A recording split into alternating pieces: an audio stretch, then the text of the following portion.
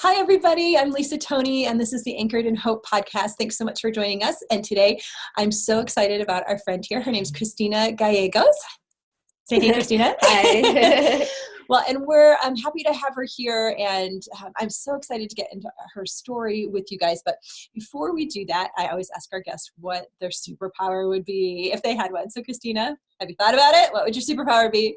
Time. Time travel, or either staying at a time period, but it has to do with time. I want to be able to control time. Control time, yes. That would be so fun. Yeah. You could like change the situation or go somewhere different or stop something from happening. Okay. And this will make a lot of sense to you guys as you listen to her story and what's going on. So, well, Christina and I are friends because our kids go to the same school. We both are public school families, and we're Christians in the public schools. And so we gathered together, a bunch of us, and we're in a prayer group together, which is such a blessing for us to be able to pray together and support each other through that. And about a year ago, Christina got some news that she shared with our prayer group, and we've been praying for her. And so I just asked Christina if she'd come in and share a little bit of her story with us today. So Christina, take us back to kind of that unexpected news that you got. So last March, I was going to turn 41 or 42. So I went for just routine exams, and not having any major symptoms, besides just being somewhat bloated sometimes, but nothing concerning. Right. I am a nurse, so I did monitor myself. So I went to do, routine labs. And probably within the same week, I started having like heartburn. So I went back to my doctor, not knowing the labs yet. And I just really went in to get medicine. I just told, I went in telling him what I wanted. Yeah. I needed Zantac or something. And then he told me at that time that one of my labs was kind of concerning, and that he wanted to run more tests.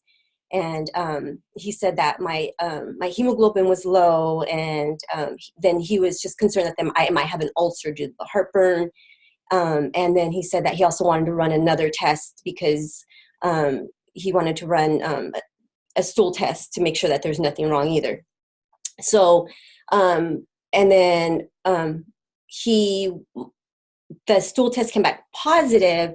So then he wanted to run another test where they would put a camera down my throat to see, what was going on, more looking for ulcers. So, I kind of dismissed it, and I was just like, thinking it's just heartburn, we're kind of dealing with a death in the family. And so there was a lot of stuff happening to where was like, okay, maybe it's just stress. So, I did the test, and it was probably a week before that my kids were going on spring break. And when I got the test, the doctor came out and said, she didn't say everything was okay. She just said, we have to run more tests. There's something that's concerning. And didn't say nothing else. She said, she might have said cancer. I can't remember now, because some things are still kind of are foggy because a lot happened. But then when I did hear her next door, because there was just a screen, and right away she told the lady, you don't have cancer, you don't have anything. So she knew something was wrong. So Mario and I had planned a trip for spring break, and we kind of just canceled everything, and they told us it would take about a week for a result. So we kind of just stayed local. Yeah. And I do remember where we were at when we got a call. We had pulled up to Laguna Beach, is our favorite beach, and the phone rang, and I answered it, and we had just got there. And my doctor called, and she said, we took a sample of your stomach, and it came back, and it's a signet ring cell carcinoma. And it was just kind of like, okay. And I wrote it down, and then I was in nurse mode, kind of like, let me do research, let me kind of see what she's talking about. And I kind of just looked at Mario, and I was like, and I think he read me already. And the kids were like, what's going on? And I wasn't crying, and I wasn't upset. I think it was shock at that moment. Yeah. So we went to the beach, and we walked down, went down, and I had already read some stuff on it. And right away it was like, it's really rare, it's really aggressive. And then a lot of other stuff. So I, was kind of getting more upset, and we walked down, and Mario we kind of just looked at each other, and he just said, God's got us. Don't worry, Mama, everything's going to be okay. Yeah. So let's just pause there for a minute, Christina. Yeah. So you're so young, and to get diagnosed with this kind of stomach cancer, basically, and it was shocking. It was shocking because I eat very healthy. You're such a healthy person. Work out regularly. I worked out I was really into fitness. I'm really into diet. Nothing processed, everything, for the most part, try to do everything organic. There's no history in your family. We thought that maybe my aunt had it, but there was no history. Okay. And, so this really just kind of came out of the blue. Yeah. I did have one medical issue in the past, but prior to that, healthy as can be. So, it was, we were pretty shocked as far as like health was concerned, right. Right. So I know, you guys are a family of faith, and so you get news like this that is so unexpected. And how did you deal with this initially? How did you guys, or you personally, talk to God about this? Were you angry? Were you disappointed? Were you? All of it, everything. Yeah, first, a lot of guilt because I was angry. A lot of. I didn't understand. Why did you feel guilty that you were angry? I think that would be a normal response for anybody. Because I think because I know who God says He is, and He says He's good, and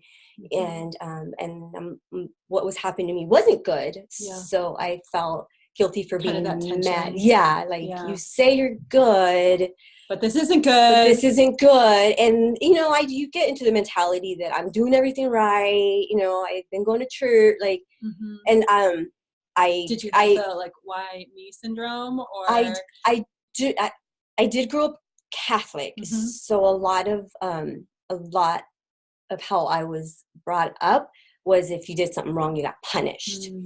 And my mom would sometimes use God as the boogeyman to make us afraid of things so we wouldn't do bad things. And it worked for the most part, but I think it created a wrong kind of fear. And then if anything bad happened, it automatically got blamed on God because I did something, you know what I mean? So did you have a lot of that kind of get stirred up in you because of this? Okay. Yes. So then I knew I had a lot to work out because there wasn't peace, right? And there wasn't peace about that, like that. I didn't like not having full, complete, trust. Just now knowing where I'm at now and knowing where I was then, it's just, it wasn't. I didn't like that. I was that uncomfortable with the news. Right. No, I mean, it's so hard for any of us to imagine getting that kind of news, especially, so young, and having, 2 young boys and trying to navigate how to tell them. And so how did you guys end up talking about it with your boys? It was, so we decided to wait till we knew for sure. And my Mario and I had played it in our heads, and, and I think we even talked to our pastor about it, and he was kind of giving us scenarios, and it was very uneventful. It was we were at the dinner table, and I told them the news, and the first thing that came out of my older son Elijah's mouth was like, "Are you going to lose your hair?" And the next thing that came out of Sawyer's mouth was like, "Are you going to die?" And because he's very animated, because he says people with cancer, they die. And they both walked away from the table. Nobody cried. Nobody made a big deal. And throughout the weeks, there would be questions here and there. And I then waited for it instead of, because I think I wanted to say so much. And I feel like maybe I would have said too much then. So it was more their prompting and kind of letting them take the lead in how much information they needed at the time. Yes. No, that's good. And I know, I mean, you had a whole circle of friends and family in your church rally around you, and you kind of jumped into a year-long process of really intense treatment, and had different kind of people giving you different prognosis or, outcomes of what they expected. I know they at one time put you on stage 4 cancer. Yeah. So when they did find the cancer, it was told that it was just confined to the stomach. All my scans showed it was confined to the stomach. The doctors were pretty optimistic. It was, I was supposed to go in April. They were going to remove, they knew my entire stomach because they could see that it was affecting my whole stomach. And then I was going to have chemo, and that was going to be it. But when the doctor went in to see, because he did tell me I do have to look, because one of the things with the signet ring cell is that it doesn't pick up the dye to get imaged. So it could be in more places, and it only images sometimes, and it's very hard to detect. So he did tell me that. So he goes, if it's anywhere else, I can't do the surgery. So I went in and, scared, but just kind of thinking that everything was going to be okay. So when I woke up, he did tell me what I was going to have in my face, and, he kind of gave me everything. And like I said, as a nurse, I kind of prepared myself. So when I woke up from surgery, I actually woke up, I remember him because his Nurse David, and I kind of touched my face because I was supposed to have an NG tube, and it wasn't there. So I was like, oh, and then I touched my stomach, and I did have a tube, but I was supposed to have another drain, and I'm like, it's not there. So right away, I thought I was healed. I was like, there's a miracle. I don't know why this tube is here, but Jesus took my cancer away. Yeah. So the first person, and then I asked my nurse, I go, why don't I have an NG tube? And he goes, he said, he just looked at me, and he goes, oh, I'll let your husband tell you. And I said, okay. And then he said, I go, did I get a blood transfusion? And he goes, no. And I said, okay. And then he asked if he can pray for me. Yeah. And he only asked because when he said David, I said, oh, like King David.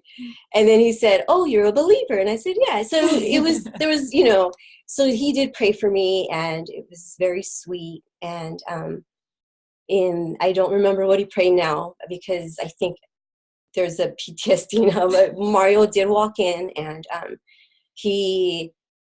Mario and I have been married for 12 years at that time, and I've never, ever have seen him crack or cry, nothing. And I've tried sometimes, and like, are you human? To cry? Are you human? And he whispered in my ear. He said, the cancer spread, and he started crying, and I was just like, what? Like, no, like Jesus took my cancer away. And he goes, no, Mama. He goes, the cancer is in your spleen, it's in your pancreas, and it's all over your lymph nodes. They couldn't do the surgery. I said, okay. And he just said, we got to keep praying. And you said, what did we do first? We started praying. We did what we were told to do from the get-go. We started praying. I feel like we had people all over the world praying for us, because I would get texts. So somebody from Texas is praying for you. Somebody, so. How did that make you guys feel, to feel like you had the support of so many believers around the world that were praying for you guys?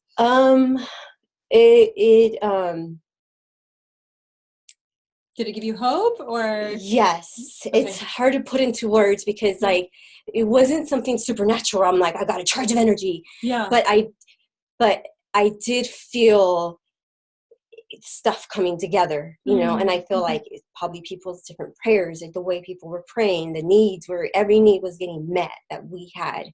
So I feel like as soon as people knew we needed help, help started coming to us.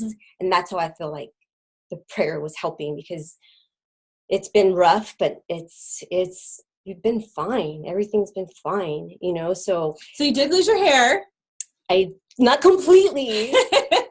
The only thing that Christina she rocked some wigs, man. It was good. I loved it. The only thing that didn't, I kept all my gray hair. It wouldn't fall out. I didn't shave it all. The thing that I think my kids had the hardest time was with me losing my hair. They would first not like it, and they first would not like me going out without my wigs, and I was sensitive to it, but then I also had to obviously tell them about, it didn't matter what you look like. But I did have my son, when my husband had to even everything out. I cried a lot, and it was for many reasons. That's so hard. Not be, and he said, very honestly, he looked at me and he said, "God sees your heart." And I was like, "Yes, he does, baby." And that was it. And I was like, all right, this guy, a 10-year-old just told me, just. Yeah. Well, that had to be an awesome mama moment, because we pour into our kids, and that moment when our kids can turn and minister to us. And read scripture back to us, I think. Yeah, that's amazing. Yeah. Well, I know you guys have had a really long medical journey on lots of roads and different paths, and traditional medicine and alternative medicine, all kinds of things. But talk to us, Christina, a little bit about what some of the things that maybe God has taught you through this journey. I feel like the most is God is who He says He is. Everything that is written about Him is true. And on a personal level, I feel like sometimes scripture was written just for me, because it's lifted me up. And sometimes I am amazed when I read like everything that's happened and that's going to happen, and this who God is. And then He still cares for me. And He's that humongous, that enormous, that powerful. And He says He cares specifically for me, and I believe it. So that to me, I feel like I have grown the most this year. Because I've seen how God says I will get you through things. And I've seen how if I can tell you exactly how perfectly every detail has been, you'd be like, your jaw would drop. I can give you one specific give us one. An example, sure. Is I recently, obviously I'm not working, so I do count on disability, and so we do have income coming, and then we do have insurance, but everything is the process has been taking a lot longer. My recovery's been a lot slower. It got a lot complicated because I did get really, really sick, and so I got a notice I was going to lose my insurance, which I would lose my doctors, and I had a great experience. I was going to lose my income.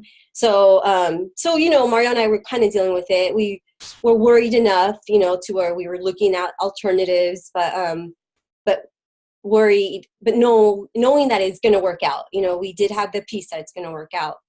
And I was speaking to one of my friends about insurance and just telling her, like, I'm worried, but I trust God. I'm like, I trust God. And she looked at me and she goes, I wish I had that kind of faith. And it's like, well, why don't you?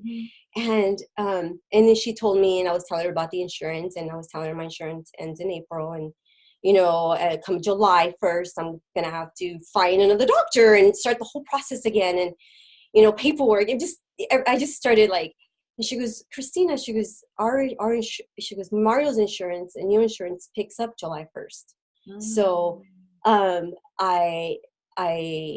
wow, flawless. I'm able to keep my same doctor, and the day I lose my insurance, Mario's kicks in with the same doctor, the same plan. Wow. Yes, and that's amazing. And the income that I lost, my work had automatically enrolled me in some supplemental insurance I knew nothing about, and that automatically kicked in when my state disability that ended July 1st too. My other one kicked in July 1st. So God is providing even in that's a big detail. That's a big one. It is. So it's just That's awesome. Yes. And I can tell you when I would have a bad day and flowers would just get delivered, and there's just so many tender moments that I can see how God says, I love you personally. That has definitely come alive. And that's so great. Yes. Yeah. So I know recently you've gotten some good news. Tell us what your medical diagnosis is now. So I am cancer free. Praise the Lord. Yes. So in January of this year, the doctors, wanted to give it another go. They wanted to see how my treatment had gone, and the doctor said, I'm going to look again. And when he looked again, the cancer was just confined strictly to the stomach. So it had gone away from the spleen, from the lymph nodes, and pancreas. From the pancreas. They did remove all the lymph nodes though, and the whole stomach. So as far as I know, I'm still cancer free. That is so awesome, Christina. We're so. And my hair's growing back. And that's her real hair. That's right. Not away. It's so great. Yeah. Well, Christina, this has been such a just emotional journey for your family and your friends. Yes. So we've all been praying for you guys so much, and it's been so amazing to see how God has been working and healing and sharing. But one of the things I love so much is that this has been such a powerful witness for you to give glory to God and to point the world to someone who's going through cancer at such a young age. Yes. That your hope and your strength has been in Jesus. And yes. So I'm so grateful that you've been able to be that kind of witness and that kind of light to be in such a difficult and dark time. So, what would be your words of encouragement to someone who's either been just recently diagnosed with cancer or another illness, and they're, experiencing all those emotions, what would you encourage them with? This was not planned, but it's hope. Yeah. It's the hope that Jesus does provide. I probably 6 months into my journey, my best friend and I got tattooed, and we got tattooed with a scripture that hope anchors the soul. Oh my gosh, I didn't even know you had that. Look at that. It's not planned. It is not planned. Because hope for everything, hope for, there was a lot of times where there's so much noise and chaos, and I needed everything to just be turned off, and I needed to just hear what I needed to make decisions, and I got that. Mario and I got that. We got direction. We, we prayed for, not signs, but we just prayed that we could be led. Right. And the hope that we have to pray with the hope that we have that, we have God. And I don't think we've ever felt alone. And we always go back to, because it has been hard and we've made it and we're still making it, we always wonder how people do it without hope. Because I have had, people have reached out to me because they have been diagnosed, but they don't have the hope. And it's, I'm not happy with having cancer, but I'm not distraught about it, and because I know that, it's going to be okay. Sometimes when Mario and I are like, well, my pastor and I's running joke is, what's the worst that can happen to you? Right. And when you really think about it, automatically you say dying, and and then the worst that can happen to you would not be dying. It'd be the best that can happen to you be to be in the glory of God. And and I think I'm my Elijah today, this morning at the breakfast table, I don't know why he said everything I wanted to say. He probably should have been here, but he was, and he said, he asked me what I was afraid of. And I said, I'm hoping that I can help somebody, encourage them. And I go, and they asked me if I was afraid. And I said, I'm not afraid of how you think I'm afraid. I'm not afraid of, I'm afraid of a snake. It's not the fear I have. I go, and Elijah goes, you're not afraid of dying. And I said, and I looked at him and I was like, because we have to talk about death a lot. And I go, and he goes, you're afraid of the hurt is going to leave us. And I was like, yes, that's exactly. And but there is hope, because I can tell them, and they know, if something does happen, they say it nonchalantly now, and I don't know how it's going to be later. But they say, you're going to be with Jesus. You're going to be in heaven. And I hope that as I'm here still, you know, right. I can help them get anchored, because I know that the only way that me and Mario have made it is because of God and Jesus. And that's the only way we're going to make it. If and they're going to make it, if, you know, right, to stay anchored in their faith. To stay anchored. Yeah. Because, you know, it's, you know, it's going to be, it gets crazy sometimes. So if they you know, they need it. If they're not anchored, I think that it's not going to be, not gonna be fun, you know. And it's just, you know, like I want to make sure that they are, you know, anchored. Well, you and Maria have done an amazing job. We've got two really great boys. And Christina, thank you so much for sharing some of your story with us today. And I'm just so thankful for what Jesus has done and continues to do in your life. And Christina just got another scan, so we are praying for good results for that, and that we are still cancer-free. So Christina, thank you for sharing your story with us. And both Christina and I want to thank you for joining us today, and want to encourage you guys to keep your soul anchored in hope and keep your life anchored in Jesus. Yes.